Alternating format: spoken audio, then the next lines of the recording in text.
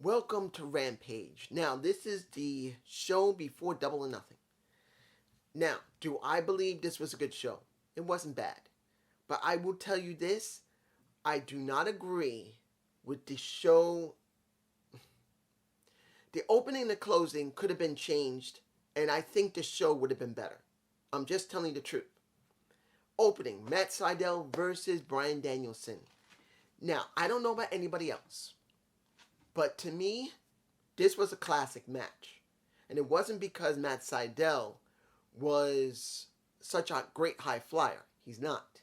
And it wasn't just because Bryan Danielson is the best technical wrestler. He's close to being one of the best. It's that there was a little bit of a story here. Because Matt Sydal and Bryan Danielson have only faced each other once before, and that was in 2007. I kind of wish they had hyped this up to make it important. So this went with the match, and the match is a classic. I do believe it's a classic match. Is it a perfect classic match? No match is perfect. I'm not Dave Meltzer that's going to give Will Ospreay and the guy he was facing at the time, I can't remember, Ricochet and Will Ospreay. They didn't have a classic match. They had a damn good match that many people would consider a classic. Other people would consider very good. This one, I do believe, was very close to being a classic. For many people, a classic for me, but this match could be considered very close to being a classic to others. Was this the way it's supposed to be for Bryan Danielson to win? Yes. Because of what's going to happen on Double or Nothing. He's going to have that match with the rest of the Blackpool Combat Club, along with Santana Ortiz and a really interesting Eddie Kingston. So he had to win. Fine. Now, the Bucks versus some jobbers where they clearly were acting as the Hardys. They say imitation is the greatest flattery. They were flattering. Because when you look at how the Bucks were acting, they were mostly acting like Jeff and Matt. Was it good? It wasn't perfect. I mean, they were still acting like the Bucks, just a little more like the Hardys than the Bucks. So it wasn't a perfect copy. Then you have Gangrel, who basically did the Brood. I believe he did the Brood when it came to Christian and to Edge.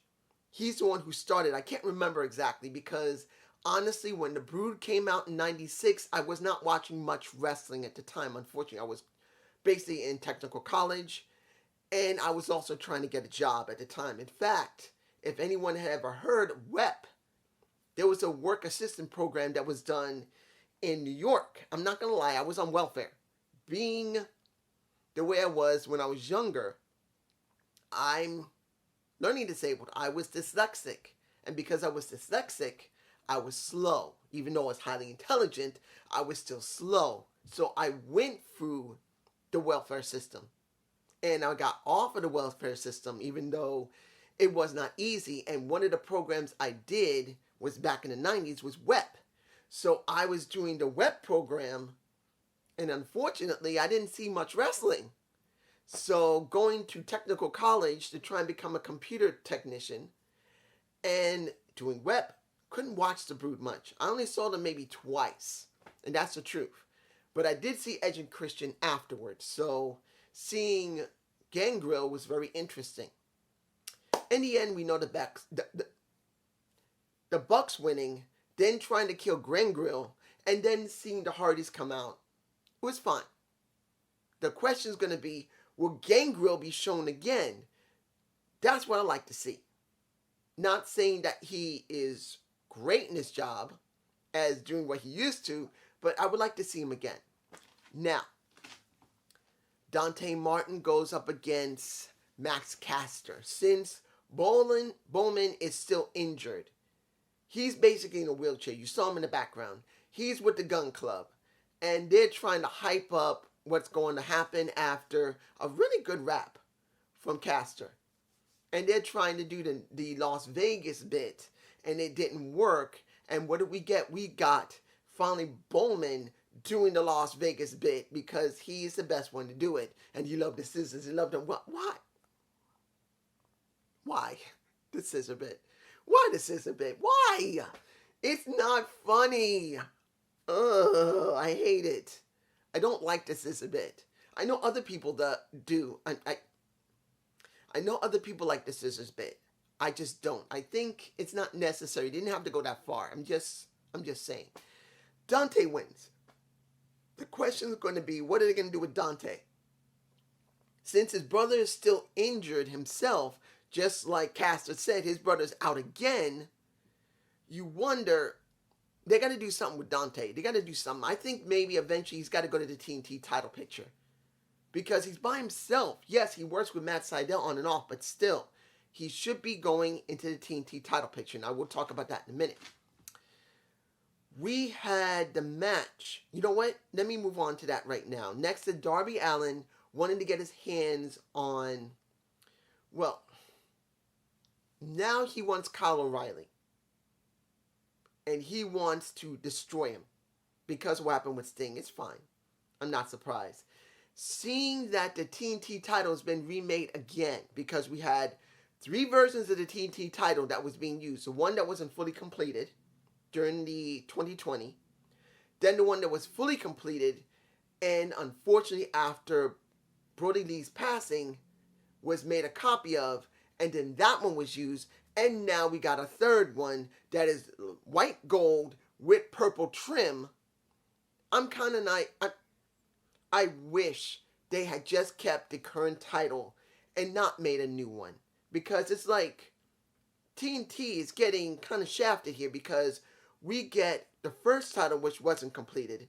We got a fully completed title, but then it was retired because Brody Lee passed away, and they wanted to retire the title with him. They made a copy of that title that everyone else used, and then we get the title destroyed. And now a new one's made with white gold with purple. Which I don't know if anyone's going to like it. It looks okay, but still. You now have a new title around the waist of a Scorpio Sky, who made it very clear he's not going to challenge anybody until you get Sammy, Ty Conchi, and the Frankie Kazarian going over the top team's headquarters, breaking up a glass case to get some titles, and say, we are not going to do anything but destroy until we get that TNT title shot. Or better yet, we get a mixed tag, which now Scorpio Sky says simply, okay, you guys have done this, and Dan Lambert is all upset because his titles have been taken. He ain't happy. So he says, and Scorpio Sky says, well, I'm now repeating myself because it's like, are they going there with this? If the mixed tag with supposedly their faces wins, they get title shots eventually for the TNT title. But if they lose, and the Men of the Year and I forgot who the woman's name. I always keep forgetting her name. But if they win, neither of them are getting title shots at all. So I'm going like, didn't we do this with Cody? Didn't we do this with somebody else? So now you're doing this with Kazarian and Sammy Guevara, who are acting like heels, and they're trying to be.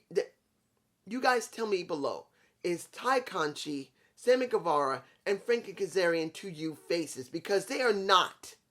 They're being booked like faces when they're heels. They're not Stone Cold Steve Austin heels that are cool. They're heels. And then you got Dan Lambert. You got Scorpio Sky. And you basically got they're faces. And they're trying to act like heels. Why? What? Why? I don't get it. I don't like it. It's stupid. But still, this is what we got. And finally, Ruby Stoke. This is where I botch. Bryan Danielson and the Matt Sydal should have been in this position. And the ladies should have opened the show. Statlander and Soho should have opened the show. They should have. You know why? Because when you look at the very beginning to the middle, I am not against Ruby because I've seen her pull off some really great matches in WWE and here. She can wrestle. She has capability. She can be a ring general when she wants to. And then you look at Statlander. Statlander is not one of the best wrestlers. She's a good power wrestler. She does have her moments where she does good in the ring, but it's kind of sporadic with her.